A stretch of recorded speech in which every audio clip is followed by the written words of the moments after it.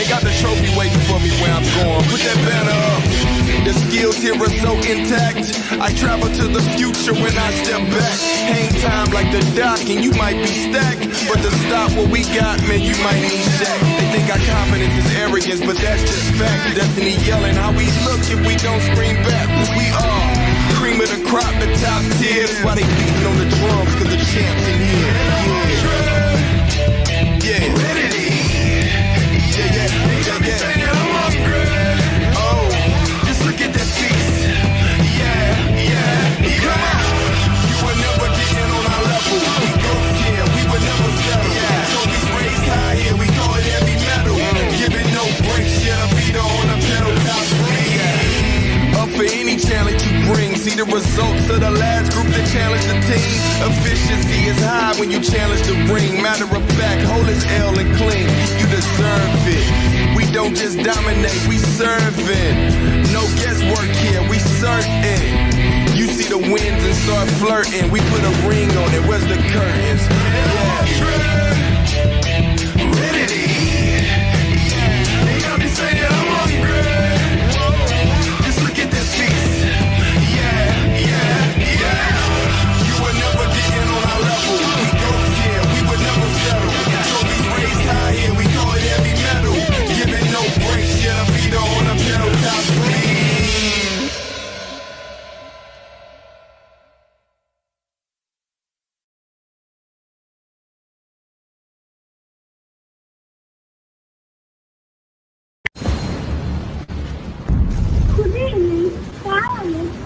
اجي اخدك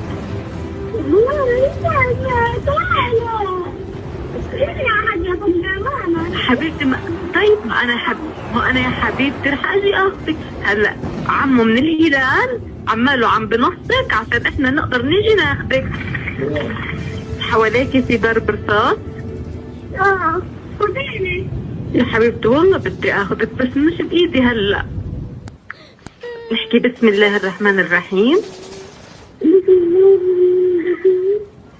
الحمد لله رب العالمين برافو عليكي هيك حافظة ميتين وهم هلأ معك بالسيارة وين انت هلأ محمية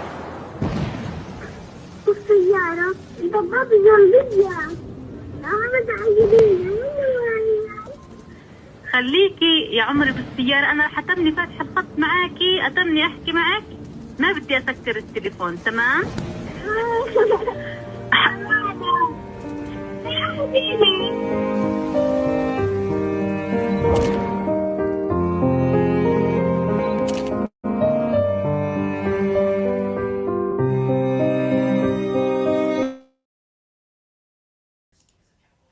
What's up, guys? Welcome to a latest episode of The Good Faith Show. I'm your host, Andre Morton, and The Good Faith Show is exclusively on the ATP Network. You can catch the ATP Network on YouTube, Rumble, Twitch, and Twitter. I always want to say Rockfin for some reason, but we're not even on Rockfin yet. It's my autism. I post that particular video a lot on Twitter. Not every day, but every other day, because it's obviously so many Palestinian lives that we lost so tragically, and so so tragically. And Haim Jab, she was in that car, man, and that was an animation. That was our last conversation. I guess she was trying to hide from cover, I guess, and the IDL fuckers killed her, shot up the car, man. Man, it's like the forces of evil, like they have no filter, man. Like they saw that little girl was in the car. They could have did the right thing instead of listening to they master Benjamin Netanyahu. They could have got that girl out the car and moved her somewhere else, but no. BB told them to unalive anybody that's brown skinned. So, you know, watching that video makes me emotional, because, like somebody said, it could be somebody's child, it could be your child, your son, your daughter, or your nephew and niece, man, like, some people just lack empathy. And, I try not I try to be transparent as possible. So yeah, man, as the title of the video says, say her name, have a job. So yeah, may she rest in peace. Even though a lot of people say you shouldn't say that, but um, you know, I found nothing wrong with it. I pray Allah, got her in His arms, man. In His hands. Just a little child, man. Like, how can you have a fucking, how can you live with yourself to shoot a child like that, man? Like, shoot anybody in that particular, like, innocent people got bummed for no good fucking reason. Like, if you say to yourself you don't care, it's happening over there, you glad it's not happening where you at, then fuck you. That's what I'm gonna say. Fuck you. So yeah, y'all. Sorry I got a little emotional with that video. So I'm in a good headspace today. The show will be a little bit delayed because I'm still trying to get my internet situation sorted out. But we here now, so so far so good. I got some shameless plugs for you guys. Follow the official ATP Network Twitter account. On the bottom of your ticker, you can see the handle right there. It's at ATP Network 247. And also, too, subscribe to my podcast. Yeah, I do. I got a lot of side gigs that I'm doing now. Real Recognize Real, available on all major platforms. So no matter what you got, I'm there. Just search it up and enjoy. Even my older ones, man. When I was more like, I'm more silly, like but I evolved if you watch all of my podcast episodes, you can tell I evolved more. So yeah, if you hear that in the background, my mama is in the house. So if she called my name unexpectedly, even I told her I'm recording, like no, just like old parents just don't have no chill, like no filter at all. So yeah, but this first story I'm finna pull up, it's man, it was so close. Like, hope you guys can see it. Hezbollah almost got his ass. They almost got him. I had to use coded language because, if I say what I really want to say, I'm gonna put our channels in jeopardy, and I don't want to do that. So, y'all see it right there. Hezbollah drone hits Netanyahu's house. I think it was on a Saturday. Yeah. It says an explosive drone launched by Hezbollah. Are you kidding me? I did. There you go. Sorry about that, guys. An explosive drone launched by Hezbollah from Lebanon hit Israeli Prime Minister Benjamin Netanyahu's private home in the coastal town of Caesarea on Saturday. Why it matters. This is the first time since the beginning of the war that a target affiliated directly with Netanyahu has been hit. Driving the news, Netanyahu's spokesperson confirmed his private residence was targeted on Saturday morning local time, adding, "The Prime Minister and his wife were not at the residence at the time of the attack, and there were no casualties." 3 drones were launched from Lebanon and crossed into the Israeli airspace. Israeli officials say 2 were intercepted by Israeli attack helicopters, but the third eluded them. Yeah. Third time to charm, huh? In a short video in English, Netanyahu said nothing would deter him from continuing Israel's fight against Iran and its proxies. Yeah, I want I want Hezbollah to finish the job on somebody, but I had to talk like this, but I think that was a warning shot. Like, if if Hezbollah could, they could finish the job. You know what I'm saying? If you know, you know. I gotta talk weird on this one. Yeah, um, I believe they eventually will get it done. It'll be like a shock, like it's gonna be a Osama bin Laden type shit, like how they got Osama bin Laden. That's how they gonna get him. So, you know, um, a lot of people will say, Andre, you don't wish death or harm on people. Well, when you don't, but when you in this case, bomb innocent civilians for no reason and starting other wars with Iran and now you're in Lebanon. Yeah, you don't deserve to have a peaceful life. I just gonna say that. So that's that story. Yeah, yeah. um, I'm finna get to the next story in a second. Here we go in a minute. So, and this an ad? Yeah, it is. So, the next story I want to talk about is, you know, um, Brett Baer interviewed Kamala Harris on Fox News, and I know you guys saw it, and I know y'all on Twitter, so I know y'all talked about it and shit like that. But I just want to give my take on it. Um, you know, I watched it twice because I recorded this episode earlier in the morning when I got off work, and my microphone wasn't working right. So this is like a redo. So hopefully this is better. You notice I'm talking better, right? More dictative. I'm finna watch. Let me see. Damn ad. I'm finna let this ad play out. Hold on, it's a short ad. Okay. All right, I'm finna share my screen here, guys. I got a lot to say, man. I'm gonna pause it a lot. I always tell people, hey, I'm gonna pause it.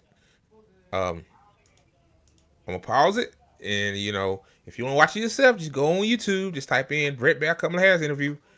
Like, I just don't understand I just can't play the whole clip, guys. Like, I play almost the whole video. I really should not play the whole video because they, the creator of the content have a right to take my shit down because they think I'm just using it to get, monetization, which we're not monetized, but people don't know that. So yeah, I might not even play this whole thing. So yeah, I'm finna play it and pause it and get my thoughts. Here we go. Oh, hold on, guys. It's on mute. I had to mute that ad. Okay. Here in Pennsylvania, that immigration is one of the key issues that they're looking at this election, and specifically the influx of illegal immigrants from more than 150 countries. They always weaponize immigration. Like, they need, like, what they don't tell you guys, the ones that are not into politics that probably came across this video or the live stream or whatever, like, they need immigrants. See, immigration is like a teen sports rhetoric. Like, those immigrants coming over here, they bringing drugs, they raping people, they taking your jobs. Propaganda did a good job in my black community because some of them feel that way now. Like, obviously now when like the immigrants came to New York and Chicago, and they were getting, I wouldn't say free stuff, but they were getting like, treatment, preferential treatment. And, a lot of black folks lost their shit over that. So, I'm not even 10 seconds into this clip, and I just already know how this is going to go. How many illegal immigrants would you estimate your administration has released into the country over the last 3.5 years? Well, I'm glad you raised the issue of immigration because I agree with you. It is a topic of discussion that people want to rightly have. And I don't. You know what I'm going to talk about. Yeah, but right do you now, just a number? Do you think it's 1 million, 3 million? Brett, let's just get to the point. Okay, the point is that we have a broken immigration system that needs to be repaired. So your And- Homeland Security Secretary said that Well, no, 85% I'm of not apprehensions. finished. I'm not finished. We have It's a an rough immigration estimate of system 6 million people that have been needs to be- released into the country. And let me just finish. I'll get you the question. I promise you. I was beginning to answer. Yeah, 6 million people been released because these motherfuckers, corporations need these 6 million people. Like, unless they get hurt or something, they threaten them with their visa. We could deport your ass. They threaten them with ICE. You know, so it's a lot of right and wrong with everything. It looks like. And when you came into office, your administration immediately reversed a number of Trump border policies. Most significantly, the policy that required illegal immigrants to be detained through deportation, either in the U.S. or in Mexico. And you switched that policy. They were released from custody awaiting trial. So instead, included in those were a large number of single men, adult men, who went on to commit heinous crimes. So, looking back, do you regret the decision to terminate Remain in Mexico at the beginning of your administration? At the beginning of our administration, within practically hours of taking the oath, the first bill that we offered Congress. I like how the right makes the liberals, the shit libs, think they're for open borders and shit, but in reality, like, did Biden re-implemented Title 42 and Remain in Mexico? Like, he did. Like both Democrats and Republicans have the same feeling on immigration. Like, maybe the Republicans they tell you how they feel. Like, fuck them, get them out of here. In reality, they donors want them, want some of them, to work for them. But the Democrats, they always say the same type of rhetoric. We need to have some reform. We need to reform the border, like that. Like, just say you both are hawkish on immigration. Like, like Jesus Christ. Before we worked on infrastructure, before the Inflation Reduction Act, before the CHIPS and Science Act, before the bipartisan Safer Communities Act, the first bill, practically within hours of taking the oath, was a bill to fix our immigration system. Yes, ma'am. It was called. Well, I wonder why you claim you guys had a bill. He gonna say what the name of the bill is right here. You had a bill, but why it didn't pass? Like, since y'all so hawkish on the fucking border, my thing is just you got the votes, like bipartisan. When it comes to immigration. Well, I'm about to get into that down the road, but. Y'all bipartisan on military spending for Israel. You bipartisan on, tax cuts, but the problem is they don't want to fix the border. Like, y'all know that, right? Like, see, they using that as a facade. It's an illusion. Like, the Republicans don't give a fuck about the border. They're just making a show out of it. U.S. Citizenship Act of 2021. Exactly. It was essentially a pathway to citizenship for the. Yes, ma'am. May I finish responding, please? But you have to let me finish. You please. had the White House and the House and the Senate, I'm and they in the didn't middle bring up of that bill. responding to the point you're raising, Okay. and I'd like to finish. Yes, ma'am. We recognized from day one that, to the point of this being your first question, it is a priority for us as a nation and for the American people. And our focus has been on fixing a problem. And from day one, then, we have done a number of things, including to address our asylum system and put more resources, getting more. Yeah, that latest bill that Trump told the Republicans not to go for. Y'all about to restrict asylum. So, I mean, both of them are the same. Like, us leftists have been trying to tell people this for a long time. Like, oh my goodness. Judges, what we needed to do to tighten up penalties and increase penalties for illegal crossings, what we needed to. But I'm gonna say this though, you know how you end, this quote unquote border crisis, which I don't really give a damn. Like, I really don't care.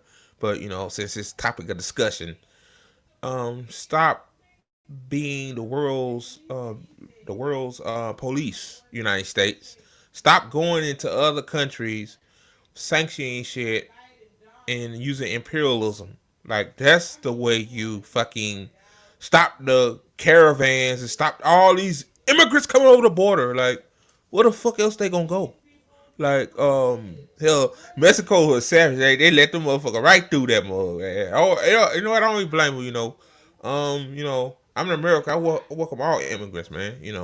Okay, all. I know what I'm talking about all. Because I'm a lover.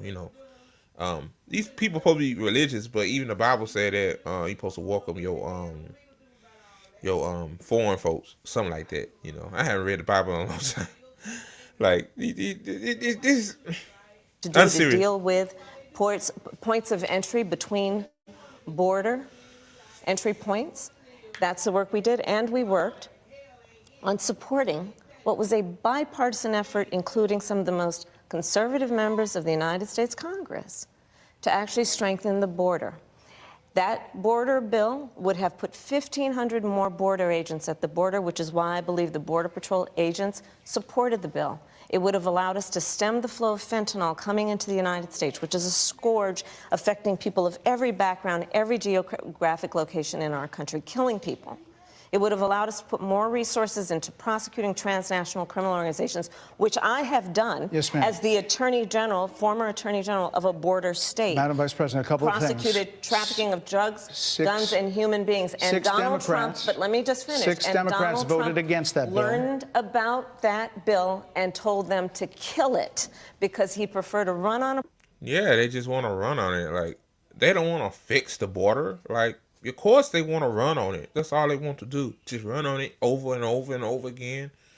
It's sad for you guys too. Like, Joe Biden, can say, hey, let's back out of, Venezuela and, the countries that the United States imperializing at this moment. Like, you could do that, but then it'll stop. But it's going to keep happening. These caravans, it's going to keep happening. It's going to happen again soon. I know it is. So, just playing this games, man. Instead of fixing a problem. And in this election, this is rightly a discussion that the American people want to have. And what they want are solutions, and they want a president of the United States who's not playing political games with the issue, I hear you, but actually is focused on fixing it. 6 Democrats voted against that bill. It would have allowed 1.8 million illegal immigrants into the country a year. A lot of conservatives had a problem with it. These are the 6 Democrats. But more importantly, back to the original premise, Jocelyn Nungary, Rachel Morin, Laken Riley, they are young women. See, this is Fox News right here, a temple of trying to say, see, you guys are being so inactive on the border. These are victims of sexual assault. Who were brutally assaulted and killed by some of the men who were released at the beginning of the administration, well before a negotiated bipartisan bill. Former President Clinton actually referred to Laken Riley Sunday, campaigning for you in Georgia, saying if those men had been properly vetted, Laken Riley probably would not have been killed. So if it wouldn't have happened, this is well before any negotiation. This is well before Donald Trump got involved in the politics. This is a specific policy decision by your administration to release these men into the country. So what I'm saying to you, do you owe Brett, those families an apology? Let me just say, first of all, those are tragic cases. There's no question about that. There's no question about that. But let me say this, though. This should not be a reason to shut down the border forever. Like, see, that's what they do. They like to fearmonger. This is just a fearmongering tactic right here. Like, fuck Kamala. She gives warrior salads. I'm just talking about as a general sense. Like, why, like people see that, and obviously they don't know no better. They don't understand foreign policy, so they'll say, "Hey, those damn immigrants are just evil motherfuckers." And the truth is that, I don't know, man. Let me just continue. And I can't imagine the pain that the families of those victims have experienced for a loss that should not have occurred. So that is true. It is also true that if a border security had actually been passed 9 months ago, it would be 9 months that we would have had more border agents at the border, more support for the folks who are working around the clock trying to hold it all together. Madam Vice President. To ensure that no future harm would occur. And this election in 20 days will determine whether we have a president of the United States who actually cares more about fixing a problem, even if it is not to their political advantage in an election, because there was a solution, Brett. Madam Vice President, it was a policy decision in the early part of your administration. I will let one of the mothers talk about it. Take a listen. Because of the Biden-Harris administration open border policies catch and release, they were enrolled in the Alternatives to Detention program. This meant that they were released into the United States. It was not even a full 3 weeks later that they would take my daughter, Jocelyn Nungare's life. I believe the Biden-Harris administration open border policies are responsible for the death of my daughter. That's the No, ain't open borders. It's just an unfortunate situation. But I'm just saying again, yes, it's unfortunate. I feel bad for that woman, but you know, not all migrants are harmful people. A lot of them come over here because the United States fucked up their fucking country. They come over here, try to get a job and pay taxes. And the crazy thing is, just like us, they pay taxes, but we don't get nothing back from it. And then, try to, they hear about that American dream bullshit when I'm finna get to in a minute too. A few minutes down the road, but I'm like, just, it's sad, man. Continue. early days. So do you owe them an apology is what I'm saying. I will tell you that I am so sorry for her loss. I am so sorry for her loss. Sincerely. But let's talk about what is happening right now with an individual who does not want to participate in solutions. Let's talk about that as well. But do you want to answer in her? all fairness, I told you, I feel awful for what she and her family have experienced. During that time, you said repeatedly that the border was secure. When in your mind did it start becoming a crisis? I think we've had a broken immigration system transcending, by the way, Donald Trump's administration, even before. Let's all be honest about that. I have no pride in saying that this is a perfect immigration system. I've been clear, I think we all are, that it needs to be fixed.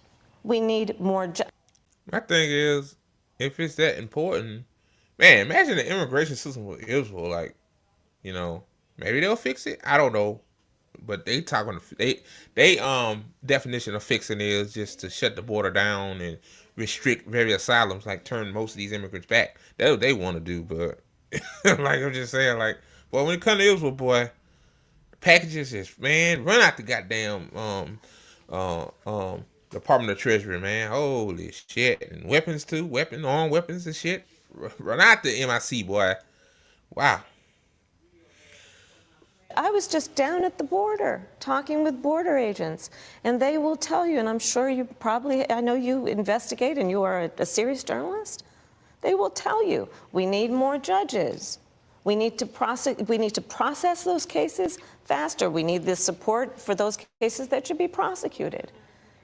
They need more resources, and Congress ultimately is the only place that's going to get fixed, Brett. Well, that's how this system works. That's the premise of this question. But there were that's how the 90-plus system works. executive orders that were rescinded in the first days. Many of those were Trump border policies. I'm not going to stay here because there's other things to talk about, but you frequently talked to the Border Patrol Union for support of that bipartisan bill, and they did.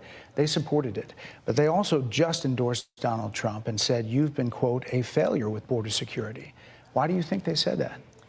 I think they're frustrated, and I get it. They want support. They want support, and that's what that border security bill would have done.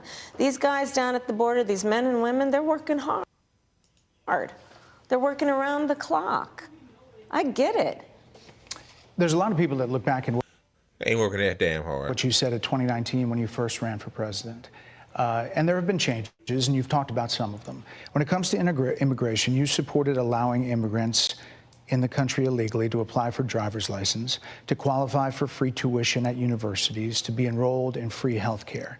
Do you still support? Damn. I don't know if that's true or not, you know. Motherfuckers say anything, but damn, right, wow. Why American people can't get that? You know, hell, that's what we fighting for on the left. hell, give me free health care. Shit.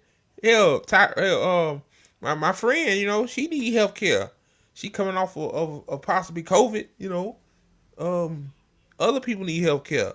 Free tuition, hell yeah. A lot of folks can go to college, yeah. Yeah. Hell, you giving it to the immigrants then? I doubt it, but you should give it to us too, hell. All this free stuff. Listen, that was 5 years ago, and I'm very clear that I will follow the law. I have made that statement over and over again, and as Vice President of the United States, that's exactly what I've done, not to mention before.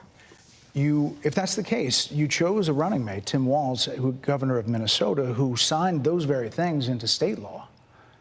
So do you support that? Hell no. Just say no, I don't support that because my corporate bosses, my corporate donors don't want me to do that. No, they want me to do that. I wish she'd just say it directly, and then, you know, she won't look as stupid because this woman is stupid. I'm sorry. I think this is like the only interview I saw that she's seemed pretty like neutral. I wouldn't say she's normal because it's Kamala Harris, but like she don't look drunk. She don't look lackadaisical. She ain't cackling. She ain't laughing. Oh my God. I didn't realize that. That's what the nickname Cackling Kamala come from. Oh my God. It's a miracle.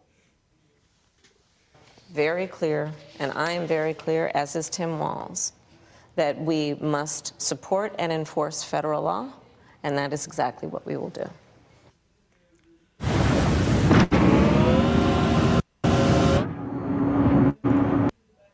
Sorry about that, guy. That's not even the question. She never answers the question, dude. Let me skip the ad right here. So decriminalizing border crossings, like you said in 2019. I do not believe in decriminalizing border crossings, and I've not done that as vice president. I will not do that as president. So these are evolutions that you've had. But let's be very clear. I'm the only person who's running for president who has prosecuted transnational criminal organizations, from the Sinaloa cartel to the Guadalajara cartel to people who have trafficked in guns, drugs, and human beings. I have spent a significant part of my career going after people who present a threat to the safety of the American people and cross our border with the intent of doing us harm and cross our border illegally. And I will do that work as vice president. I take that work quite seriously. This is a time when voters, especially here in Pennsylvania, are inundated with commercials and ads. They just want it to stop because it's every commercial. But many of them add noise, but a few of them... Oh, God. This is the one about the gender-affirming care in prisons. Oh, Lord. Oh, I ain't got time. I'm finna skip over this. Like, come on, man. Like, really? Skip over this song. Necessity basis to people in the federal prison system. And I think, frankly, that ad from the Trump... Look, my thoughts about that is, I skipped over it a little bit, guys. Look, they should have people should be able to have gender affirming care, not only in prisons, but when you, as healthcare is a fucking right. Like, you know, I know that's just right-wing bullshit, you know, propaganda they trying to pull, but...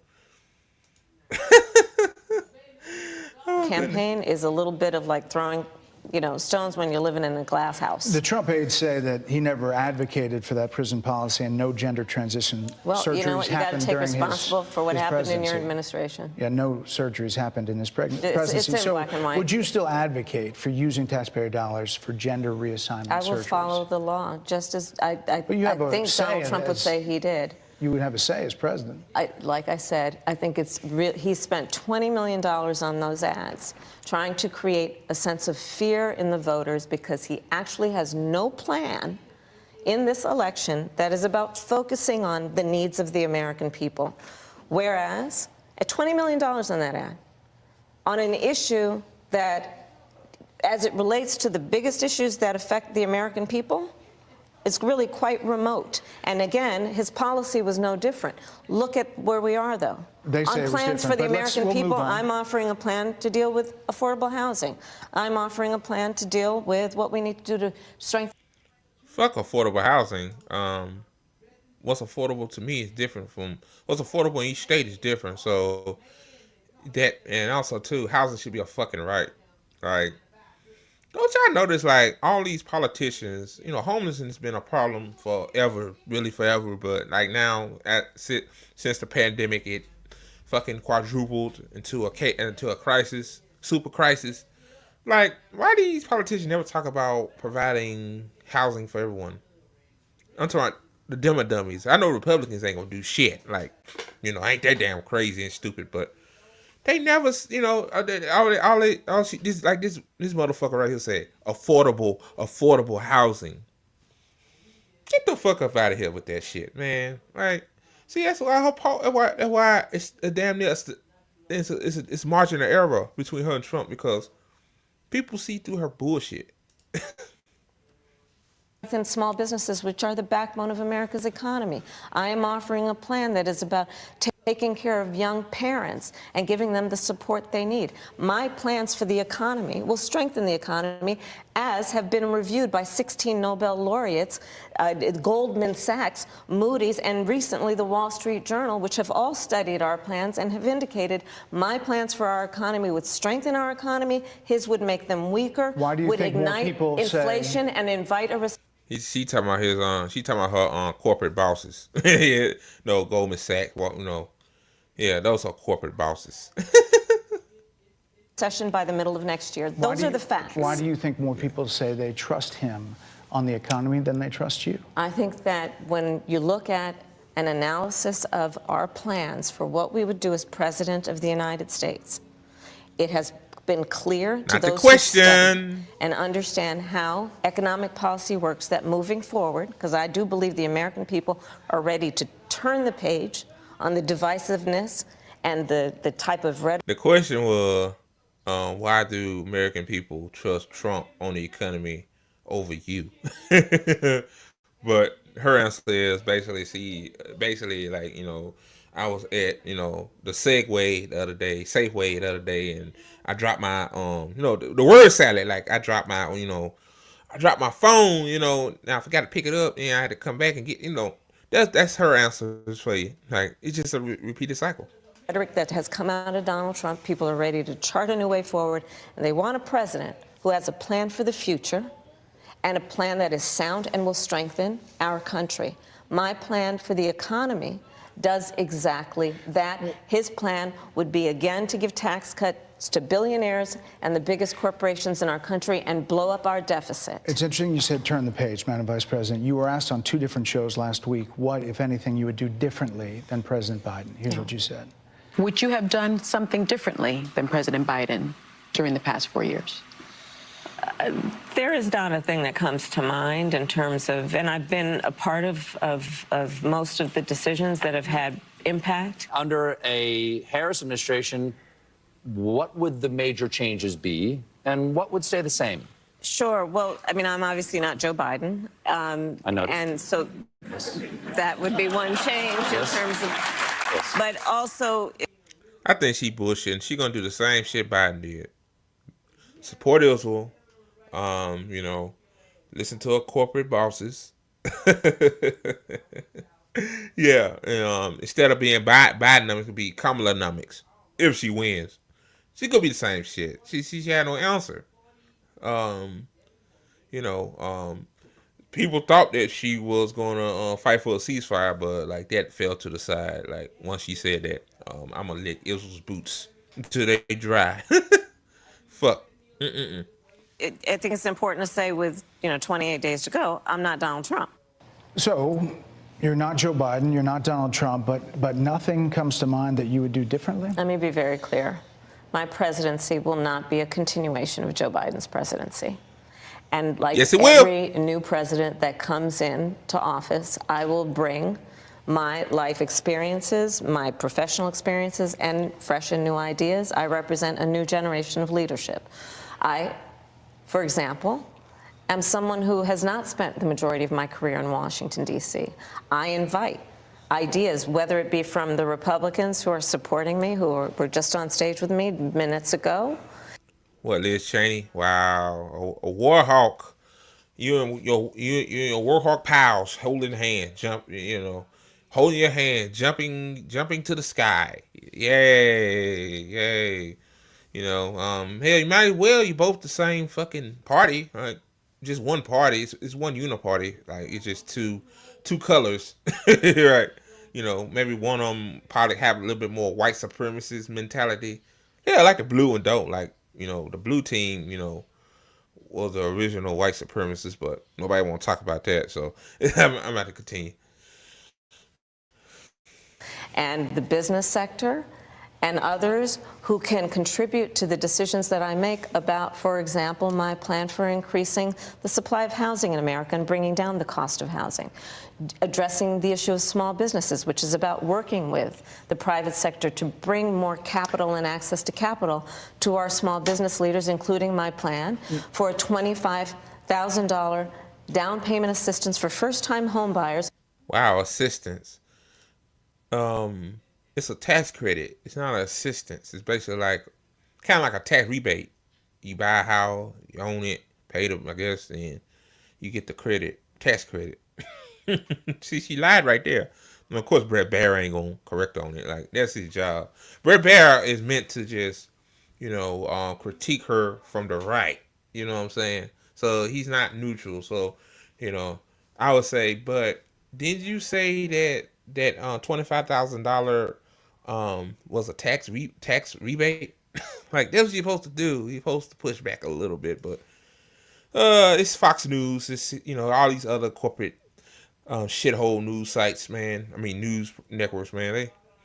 They ain't right. They got fucking corporate bosses too.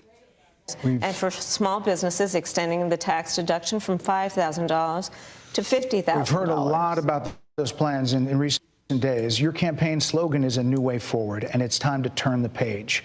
You've been vice president for 3.5 years. So what are you turning the page from? Well, first of all, turning the page from the last decade in which we've been burdened with the kind of rhetoric coming from Donald Trump that has been designed and implemented to divide our country and have Americans literally point fingers at each other. Rhetoric and an approach to leadership that suggests that the strength of a leader is based on who you beat down instead of what we all know.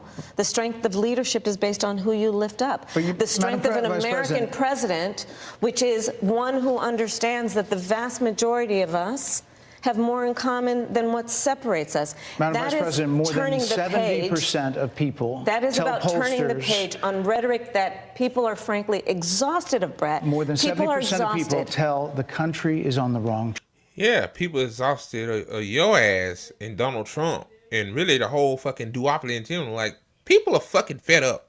Like, you motherfuckers.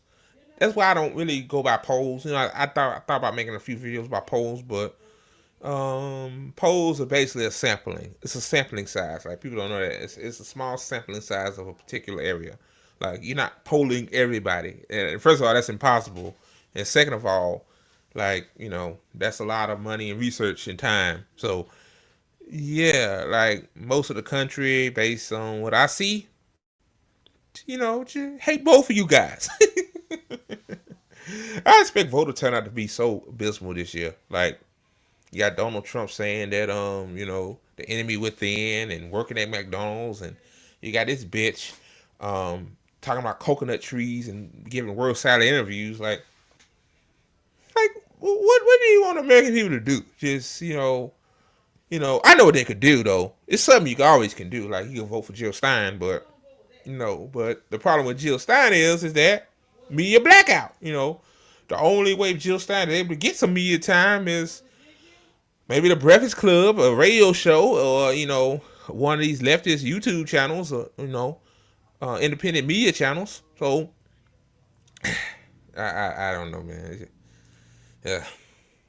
Track. They say the country is on the wrong track. If it's on the wrong track, that track follows 3.5. Yeah, it's on the wrong track. We had 2 hurricanes to decimate Florida and the Carolinas, and Georgia too, I think. Then you got people are homeless. You know, people looking at their bank accounts and seeing negatives. You know, people the mental health in this country is shit. Like, everybody's stressed out, depressed. You know, so when you do that, you know, you turn to alcohol or drugs. You know, so it's a lot. Like, and these politicians just sitting on their ass, sitting on their hands, looking stupid. Like, the economy is great. It's great. When you got 80% say it's going the wrong track. Yeah, like, oh my goodness. 2.5 years of you being vice president and President Biden being president. That is what they're saying, 79% of them. Why are they saying that? If you're turning the page, you've been in office for 3.5 years. And Donald Trump has been running for office. But you've been the person holding the office. Come on. Madam You Vice and I President. both know what I'm talking about. You and I both know what I'm talking about. I actually don't. What are you talking about? What I'm talking about is that over the last decade, But you're people the have lever of become. power. But listen, over the last decade, it is clear to me, and certainly the Republicans who are on stage with me, the former chief of staff to the president, Donald Trump, former defense secretaries, national security advisor, and his vice president. One, that he is unfit to serve, that he is unstable, that he is dangerous, and that people are exhausted with someone who professes to be a leader who spends full time demeaning and engaging in personal grievances. Oh, here come the fear-mongering. Oh, Donald Trump, he's just unhinged. He's this, he's that, he's a fascist. Oh man, Donald Trump is not, Donald Trump is the symptom. He's not the problem. I think a lot of liberals got Donald Trump derangement syndrome to the next fucking level. Like, even my mama, to be a certain extent, my own mama has Trump derangement syndrome. And I'm telling her, like, mama, with Trump, it don't matter if Trump wins or Kamala wins. It don't matter. The billionaire class that donates to them wins. Fascism is here. You can't protest without fearing of getting tear gas or getting the hell beat out of you. You can't, cop cities. They're building cop cities all over the motherfucking place because these motherfuckers know that uprising is coming. I don't know when. I don't know where. It's coming, and they know it. See, George Floyd protest was massive, so that scared the living shit out of them. They say, "Oh hell no! Wow, we gotta hold these peasants down, boy." Now these peasants getting a little carried away here, And then these pro-Palestine protests been massive too, and they getting more and more scared. So fascism is here. Donald Trump, Donald Trump is just a bumbling fool. Like, that's all he is, and Kamala Harris is too. So. Here we go. And it being about him Madam instead Vice of President, the American people. People are tired of that. If that's the case, why is half the country supporting him? Why is he beating you in a lot of swing states? Why, if he's as bad as you say, that half of this country is now supporting this person who could be the 47th president of the United States? Why is that happening? This is an election for president of the United States. It's not supposed to be easy. I know, but it's not supposed. Man, please, bitch, please, you man, hey, bitch, lying. She lying. Clearly, you thought since Biden dropped out, and you thought, well, you look at your poll numbers, but you said, damn, I got this in the bag, or at least your fucking MAGA, your blue MAGA coat also. It's not easy. Yeah, you'll say that now. Um, Supposed to be, it is not supposed to be a So cakewalk are they misguided, the 50%? Listen, Are they stupid? What is God, it? I would never say that about the American people. And in fact, she thinks we stupid. She thinks we stupid. Yeah. Oh, I wouldn't say that about the American people. Like, what are you talking about? They're some of the most intelligent people in the world, and she's part of the problem.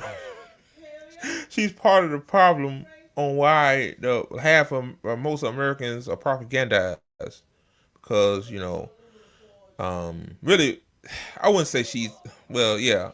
If you part of the two party system, you part of the problem in general. But she thinks we're stupid. She had Barack Obama to wag his finger at black men.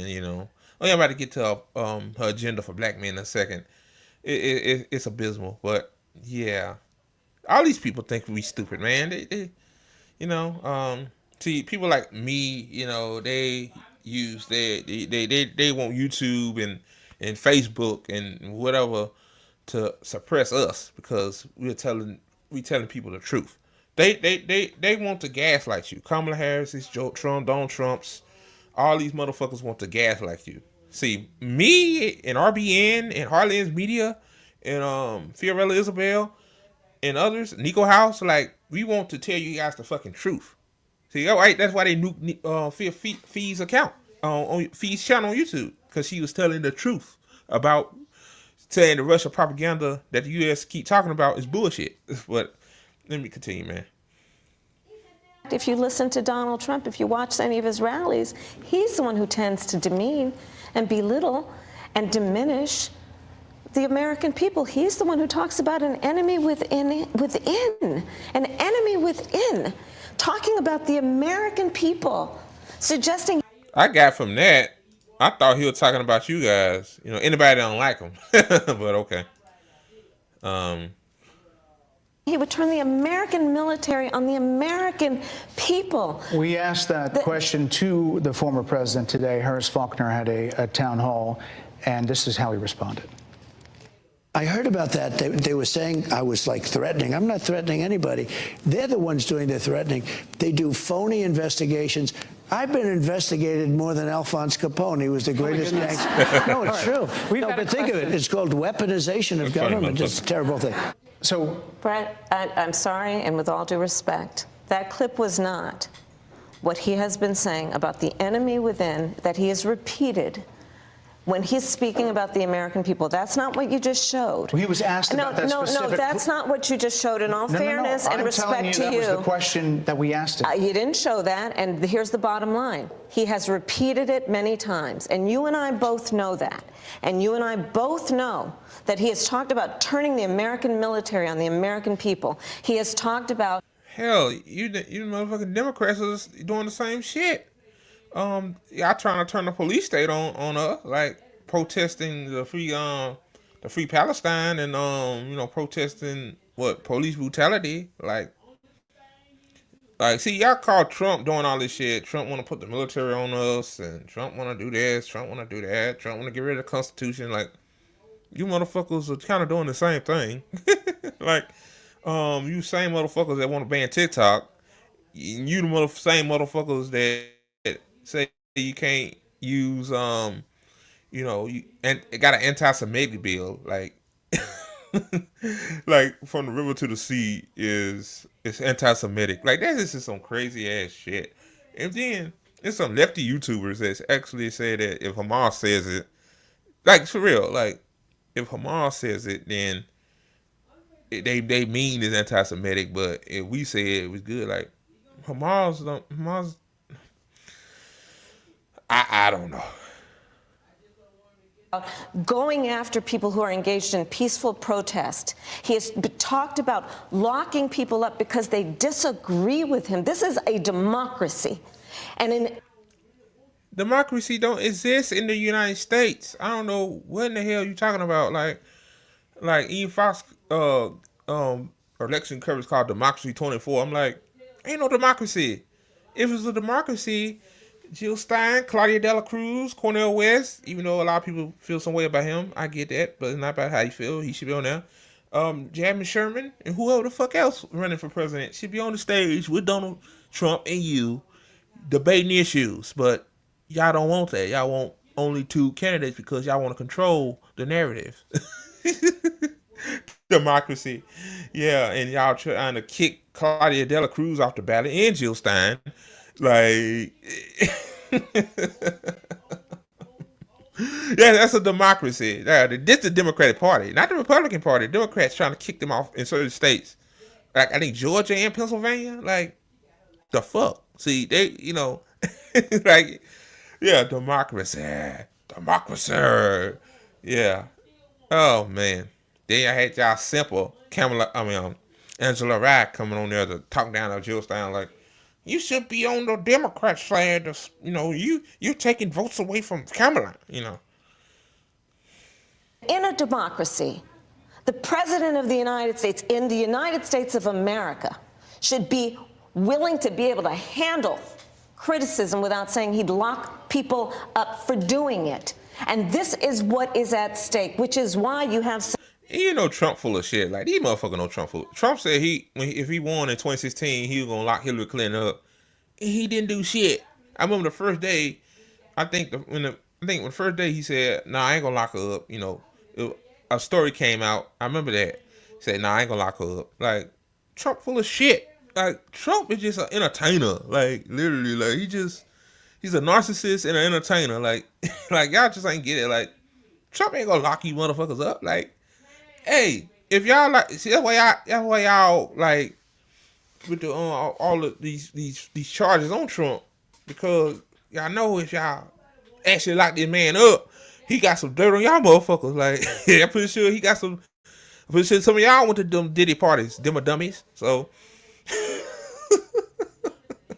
I'm wilding, man, but this is nuts. Okay. Someone like the former chairman of the Joint Chiefs of Staff saying what Mark Milley has said about Donald Trump being a threat to the United States of America. He's quoted in the Bob Woodward book that way, yes. Let me ask you this, Madam Vice President. You call Donald Trump... The significance of that. Call Donald Trump... he's misguided. You say now he's unstable. He is unstable, Brett. He's not well. You say he's mentally not stable. He's not stable. Let me ask you this. You told many interviewers that Joe Biden was on his game, that ran around circles on his staff. When did... Donald Trump? Yeah, Donald Trump showing cognitive decline more now, but Joe Biden's was worse. Oh, man. I remember that debate, like, when Joe Biden actually shit the bed, his brain just say, I couldn't take this no more. I remember liberals literally saying this man had a cold. Like, cold or not, like, Joe Biden was toast up the jump. Like, then they were trying to have interviews, trying to clean it up. Like, everybody saw it. Like, even my boss man the next day after that debate saying, did you watch the debate? Everybody in the moment watched that debate. We seen Joe Biden look like shit. Like, did you first notice that President Biden's mental faculties appeared diminished? Joe Biden, I have watched from the Oval Office to the Situation Room, and he has the judgment and the experience to do exactly what he has done in making very important decisions on behalf of the American people. There were no concerns raised? Brett, Joe Biden is not on the ballot. I understand. And Donald Trump but is. You talked about it. And Donald Trump After George Clooney said within a few minutes of talking to President Biden at a fundraiser that he thought this was not the same Joe Biden that we saw on the debate stage. Donald Trump is on the ballot. I understand. You met with him at least once a week for 3.5 years. You didn't have any concerns? I think the American people have a concern about Donald Trump, which is why the people who know him best. Okay, guys, I'm done with this shit. You get the gist, man. It's crazy. One thing though that got me though, is that they did not talk about Israel for some reason. Oh, I'm pretty sure I know why, right? Because they both agree on it. Like Democrats and Republicans both agree on Israel. So, yeah, that's the end of that, man. Just like if you watch these interviews with Kamala Harris and Trump, thinking that you're gonna get something good out of this, then you're just, yeah, you're blind at this point. Like, neither one of these motherfuckers are going to improve your lives. Neither one. So, okay, guys. The next story I got here is Kamala Harris's agenda. Um, they couldn't have the opportunity to put this on the website to make it look better. Like, they have it like a document or something. Like, first of all, we all know she ain't gonna do this shit for black men if she gets elected. And second of all, yeah, here it is right here. I'm gonna read this to y'all right here. Start right here. And it's highlighted. Drawing on insights from her experience throughout her career, her economic opportunity tour, today Vice President Harris is laying out an opportunity agenda for black men to provide them with the tools to achieve financial freedom, lower costs to better provide for themselves and their families, and protect their rights. Oh, gee.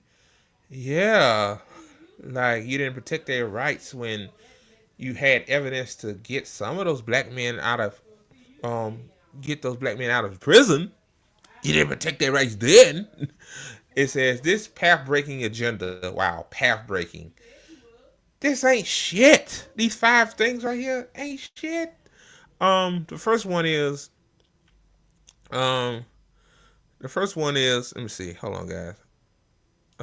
Shit. Damn, curse ain't doing right. Number 1, provide 1 million loans that are fully forgivable to black entrepreneurs and others to start a business. First of all, about this one, I gotta be quick. 1 million loans. Why you just can't call it grants? A loan is something that you gotta pay back. You said fully forgivable. Why you just can't say provide 1 million grants that are fully forgivable to black entrepreneurs and others to start a business? And also too, how much is the loan? So like, it should be more than $50,000. Like, I'm just saying. Number 2, so if I can highlight this. Yeah. Champion education, training, and mentorship programs that help black men get good paying jobs in high demand industries and lead their communities, including pathways to become teachers. There's a lot to say here. Good paying jobs. That's the first no word I'll say. What do you mean by good paying, Kamala? $50,000 is not a good paying job in New York City or California. Maybe in Mississippi or Louisiana or Alabama, or or West Virginia, but not, like good paying, like, that right there. Yeah, like, you see words like that, these folks full of shit when they have words like that in high demand industries and lead their communities. If you're talking about the tech sector, then most of that is going towards AI and automation. So yeah, if everything going into automation within 5 years from now, based on what I'm hearing, the good paying job thing might not, it might not happen. Oh man, pathway to become teachers. What do you mean pathways to become teachers? Oh, you mean leaders? Like, oh boy. Number 3, support a regulatory framework for cryptocurrency and other digital assets so black men who invest in and own these assets are protected. Turns out about this one, see, this is a stupid one. This is worse than the first 2. Turns out that one of her donors owns crypto, so that makes sense, right? And second of all, like, giving black men crypto, and a lot of black people know what crypto is, but a lot of them don't understand it. So, this is weak. Okay, number 4. Oh boy, launch a national health equity initiative focused on black men that addresses sickle cell disease, diabetes, mental health, prostate cancer, and other health challenges that disproportionately impact them. Well, why? The only answer to this one is why you just can't give them Medicare for all. Like Medicare for all would be nice for black men and everybody else. Um, and also too, like, how about address the food deserts that impacts black communities, Kamala? Like, you know, especially in where I live at, it's hella food deserts. Like, you see a Dollar General down the road, and you know Dollar General, they got like a few food items, but they ain't got a whole lot of healthy stuff. Like, they got bananas and stuff like that, but and a lot of it ain't even organic. I know it's not. Like, how about address the food desert issue in the black communities? Or better yet, you know, if you're talking about health, how about stop polluting the fucking black communities and poisoning the water? Like, you know, that shit you should do. And have Medicare for all so they can address sickle cell, diabetes, um, mental health, prostate cancer. Like, come on, man. And number 5, y'all, legalizing recreational marijuana and creating opportunities for black Americans to succeed in this new industry. Wow, you know, wow. All these years later, when you find out marijuana is actually good for your health, you know, good for you, um, legalizing it, yeah, you know, give black men legal weed and crypto, and you know, get them a loan / grant. You know, black people deserve more than this. Um, Creating opportunities for black Americans to succeed. You guys don't care about black Americans, because every 4 years you go to the black neighborhoods, gaslight them, and then you want to just to vote for you, and then all of a sudden, you know, don't you see why it went from 93% for Biden to 78% for you, Kamala Harris? Because people can see through the Democrats' bullshit. I think people are waking up. It's still a lot of sleep, people that sleep, but people are still waking up. Um, yeah, so yeah, like, give me a break. Um, okay, guys, the last story. This is from News Nation. Let me see, pull it up here. Uh, the last story here is from News Nation. They talk about the American dream, man. Everybody know what American dream is, right? I hope so. Oh man, even when I was little, like, I remember my teachers in elementary school say, if you work hard, you succeed, and you go to college. No, you graduate high school, go to college, get you a degree. You could be whatever you want to be. That's what been drilled in my head, you know, when I was younger, as a millennial. You know, they tell us that. Actually, I went to college. Got my degree in electrical engineering, and I'm still a working class guy. So yeah, something is wrong with that. Like, seriously, like, yeah. So the American dream is a lie. It's a big lie. I'm gonna play this video real quick. Here we go. Hopefully it's not an ad or nothing. Share my screen. There we go. Wherever it's gonna load. Jeez, come on. Oh man, don't you just hate ads? Sound. Okay, quality. For some reason it's not loading. Ain't that about a bitch? Oh my goodness gracious. Hold on. Give me a sec, guys. Hold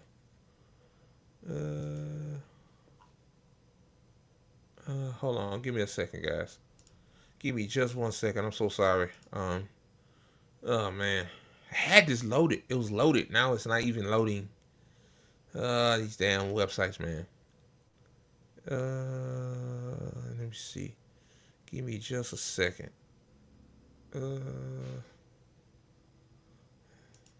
There you go. I think it's trying to load now. Hold on. Let me share my screen again. Yeah, there you go. Thank you. Holy hell. Share my screen. There we go. Let's see. Okay. Nearly $4.5 million. Yeah, that's right, $4.5 million. Let's look at the. Now let's look at this infographic right here. The cost of the American dream. The source is from Investopedia. I don't know how reliable it is, but I guess since News Nation using them, you think they're a reliable source. People, wedding 44,000. Oh shit, man! Me and my significant other, me and her are going to the courthouse and getting married. Shit, new cars, $811,000 for a new car. What kind of car is that?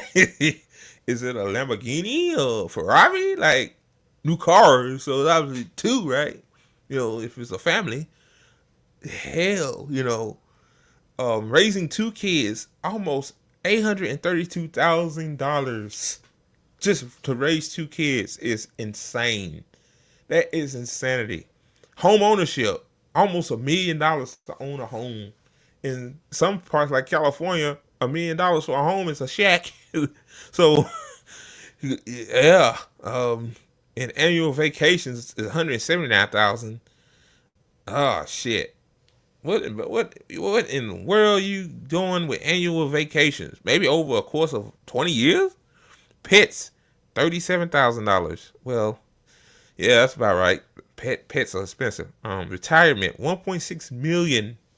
So in order to have the American dream, I need to have a $1.6 million in the 401k. Okay, and then funeral here says $8,000. So yeah, I thought funerals were more than that now. But apparently they're not. Okay, I'm gonna play it again. These costs over a lifetime, according to Investopedia. First comes the wedding, average $44,000. Next, the price of owning a new car. That adds up to over $800,000 over your lifespan. Raising two kids, well, that's another $800,000. Then you have home ownership, nearly $1 million over that same time span. Then, when you add annual vacations and pets, another $200,000. And for retirement, you'll need at least $1.6 million. Then we all have to plan for that final expense, our own funeral. That at $8,000. I'm joined now by personal finance expert. Okay, that's it, guys. I'm running out of time. Yeah, man. That's over a lifetime, obviously, right? I'm gonna say like, so yeah, $1 million for a home. Like, you know, average American person is not having $44,000 weddings. They're not traveling. If you're working class, you're not traveling nowhere. 2 new cars. A lot of folks take the bus, you know, or Uber. So that, raising 2 kids, yeah, that's about right. You know, pets, you know, a lot of people need an emotional support pet. That's understandable. Yeah, the American dream, you know, it's a dream for a reason. Well, $4.4 million. Who's gonna make $4.4 million to support American dream in their lifetime? You know, not working class people. That's a fucking joke. So, yeah, guys, that's it of the Good Faith Show. I had to do a re-record with this because the first one, my mic was acting stupid. So, thank you guys so much for watching me blabble for almost an hour and a quarter. Be sure to like the video. You know, subscribe to the ATP Network on all various platforms, and have a good rest of your